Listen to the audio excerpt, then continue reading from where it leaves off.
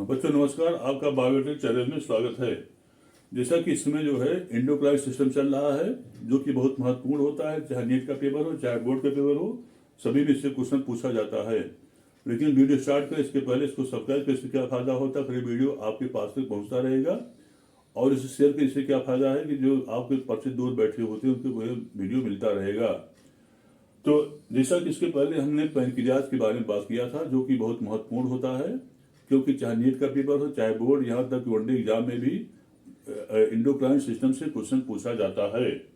तो आज होता है, अगला हेडिंग रहता है testis and male hormones. Next होता है testis and male hormones. Testis and male hormones. तो टेस्टिस जो होता है बच्चों, ये मिस्ट ग्लैंड होता है वो, क्योंकि इससे जो होता है स्पर्म का फॉर्मेशन होता है और इसी से जो होता है हार्मोन्स निकलते हैं जो है वो। तो बड़ा इंपॉर्टेंट होता है, चाहे नीट का पेपर हो चाहे बोर्ड पेपर हो जो है वो। अब होती है कि वृषणों में एक विशेष प्रकार का, जैसे मान लीजिए वृषण होता है और इसी वृषण में एक विशेष प्रकार की ट्यूब्यूल्स होती हैं वो, और उस ट्यूब्यूल्स को हम कहते हैं सेमनीफेरस ट्यूब्यूल्स कहते हैं जो है वो। या इसकी हिंदी होती है शुक्र जनन नलिका होती है वो, शुक्र जनन नलिका, या इसे इंग्लिश में कहते हैं सेमनीफेरस ट्यूब्यूल्स कहते हैं जो है वो। तो इसके बाहर संयोजी ऊतक में लिपिड युक्त इंटरस्टिशियल सेल्स और सेल्स ऑफ द लीडिंग होती हैं वो। माने इसी में क्या होता है, इसमें जो होता है इसके बाहर संयोजी ऊतक में लिपिड युक्त इंटरस्टिशियल सेल्स और सेल्स ऑफ लीडिंग के छोटे छोटे जो होता है समूह होते हैं वो। और एक कोशिकाएं जो होती है कोलेस्ट्रॉल से व्युत्पन्न नर हार्मोन्स अर्थात एंड्रोजन्स का स्राव करती जो है वो। अब होती है कि प्रमुख एंड्रोजन जो होता है एक विशेष प्रकार का हार्मोन, और उसको हम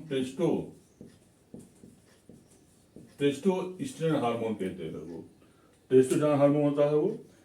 अतः इसके जो होता है इसे इस हार्मोन को मस्कुलिनाइजिंग हार्मोन भी कहते हैं, या पौरुष विकास हार्मोन कहलाता है वो। किशोरावस्था में अर्थात यौना आरंभ से लेकर के वयस्कता या प्रौढ़ता की आयु लगभग 20 दिन तक यह काफी मात्रा में स्रावित होकर के हड्डियों और पेशियों और सभी अतिरिक्त लैंगिक लक्षणों जैसे अद्विषण अर्थात epididymis, vasa deferentia, seminal vesicles, scrotal sac, penis और सहायक जनन ग्रंथियों आदि के विकास को प्रेरित करता है। माने ये हार्मोन जो होता है, ये hormone एपिडाइडाइमिस, vasa deferentia, seminal vesicles, scooter सैक्स, penis और सहायक जनन ग्रंथियों आदि के विकास को क्या करने काम करता है, ये प्रेरित करने का काम करता है। और साथ ही इसके प्रभाव से नर लैंगिक लक्षणों जैसे दाढ़ी मूछ, बगलों, वक्ष एवं जंग क्षेत्र में बालों का उगना, माथे का पार्श्व में रोम रेखाओं का पीछे हटना, भारी आवाज, अधिक मजबूत हड्डियों एवं पेशियों, शरीर की आगृत में सुदृढ़ता, कंधों का फैलाव, स्वभाव में उत्साह एवं उद्यमशीलता, केंद्रीय तंत्र पर कार्य कर नर लैंगिक लक्षणों माने कि लिबिडो या काम वासना को जो होता है ये प्रभावित करता है वो। अब होती स्पर्मेटोजेनेसिस क्रिया, ये क्रिया होती है जिसको हम कहते हैं स्पर्मेटोजेनेसिस कहते हैं वो। स्पर्मेटोजेनेसिस या इसकी हिंदी होती है शुक्र जनन होता जो है वो, जिससे द्वारा शुक्राणुओं का निर्माण होता है वो। स्पर्मेटोजेनेसिस प्रक्रिया के पूरा होने में भी इसका महत्वपूर्ण प्रभाव होता है। ये हार्मोन प्रोटीन एवं कार्बोहाइड्रेट उपापचय प्रभाव डालते हैं। इन्हें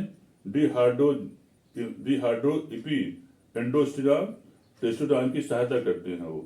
सूक्ष्म मात्रा में जो होता है एंड्रोजन का श्रावण लड़कियों एवं लड़कों दोनों में एड्रिनल कार्टेक्स भी होता है। माने क्या मतलब, जो एड्रिनल कार्टेक्स होता है उसमें लड़कों और लड़कियों दोनों में जो होता है सूक्ष्म मात्रा में एंड्रोजन का श्रावण होता जो है वो। अब होती इतना किसके बारे में रहा, ये रहा टेस्टिस के बारे में जो कि एग्जाम में पूछा जाता है। अब होता है अगला होता है ovaries and female hormone.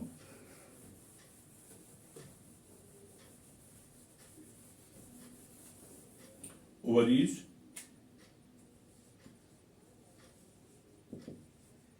And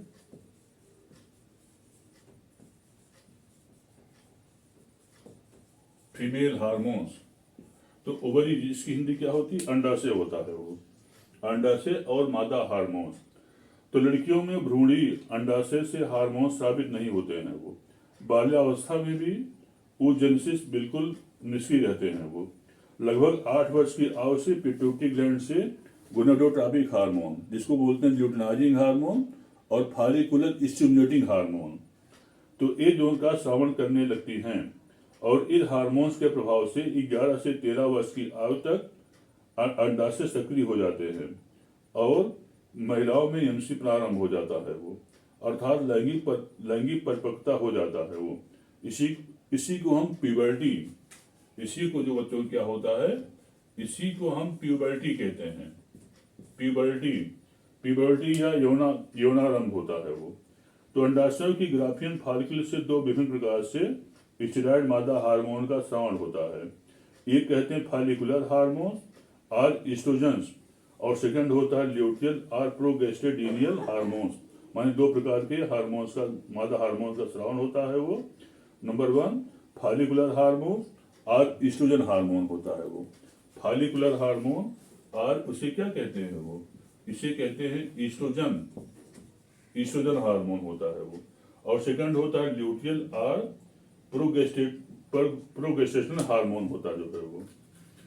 अब होती है कि अगला होता है ईस्ट्रोजन जो होता है ग्राफियन फॉलिकल की थीका इंटरना, माने ईस्ट्रोजन जो होता है ग्राफियन फॉलिकल की थीका इंटरना की कोशिकाओं द्वारा यौनारंभ से लेकर के मीनोपाज की आयु लगभग 45 से 52 वर्ष तक साबित होते हैं वो। प्रमुख ईस्ट्रोजन जो होता है एस्ट्राडियोल होता है, प्रमुख ईस्ट्रोजन जो होता है एस्ट्राडियोल होता है।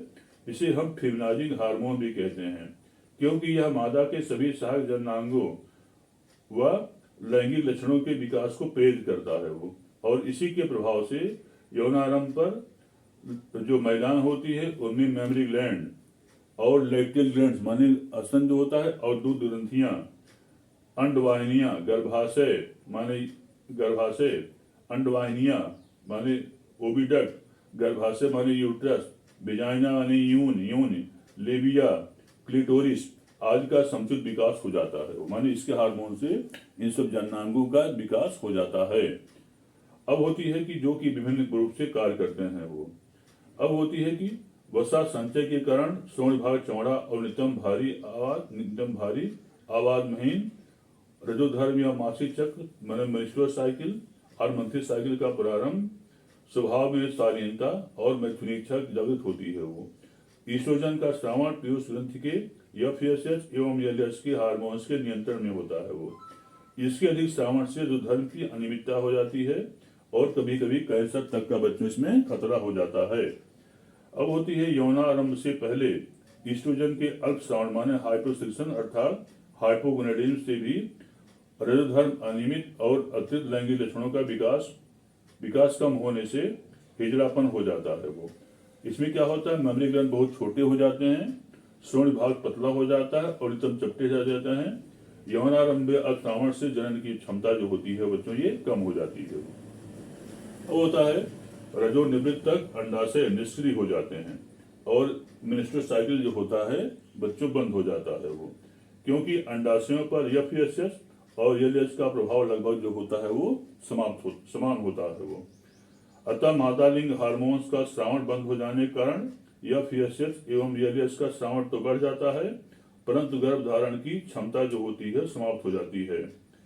प्रोजेस्टेरोन हार्मोन का श्रावण एक होता है कार्पस ल्यूटियम,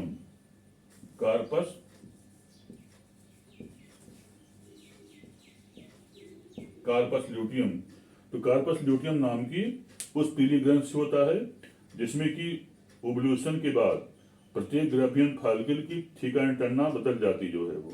अंडोत्सर्ग और कार्पस ल्यूटियम का निर्माण एलएच के प्रभाव से एमसीयू के प्रारंभ से लगभग 14 दिन बाद होता है वो।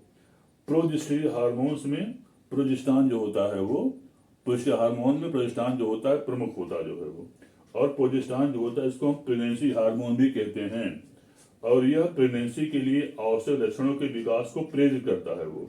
इसके प्रभाव से गर्भाशय की दीवार की जो भीतरी स्तर अर्थात एंडोमेट्रियम जो होता है वो मोटा हो जाता है, और इसमें जो होता है अधिक प्रसंस्करण बढ़ जाता जो है वो।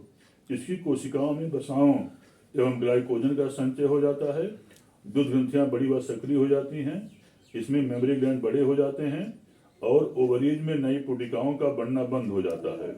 यदि गर्भाधान हो जाता है तो कार्पस ल्यूटियम जो होता है बच्चों ये बना रहता है, और मिनिस्टर साइकिल जो होता है बंद हो जाता है। अन्यथा इस मिनिस्टर साइकिल के 26 से 27 दिन बाद गर्भाशय की दीवार के एंडोमेट्रियम का जो होता है खंडन व रुधिरस्राव हो जाता है।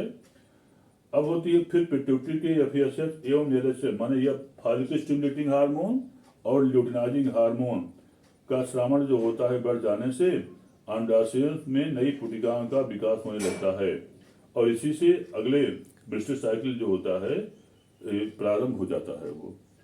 इतना राज के बारे में जो है वो। अब होती है अगला हेडिंग आता है hormonal sexual abnormalities. Hormonal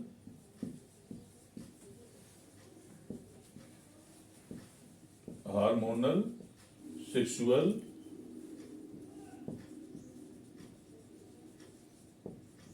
abnormalities. तो एक होता है उसको बोलते हैं ट्रू हेर्माफ्रोडाइटिज्म, मान इसमें आता है ट्रू हेर्माफ्रोडाइटिज्म। तो उच्च स्तरीय जंतु और कुछ पादप जो कि यूनिसेक्सुअल और डाइवर्स होते हैं, अर्थात इनमें नर व मादा सदस्य जो होता है पृथक होते हैं। तो बच्चों आज कितना पर्याप्त है वो, इसको लाइक करने बोलिए। धन्यवाद।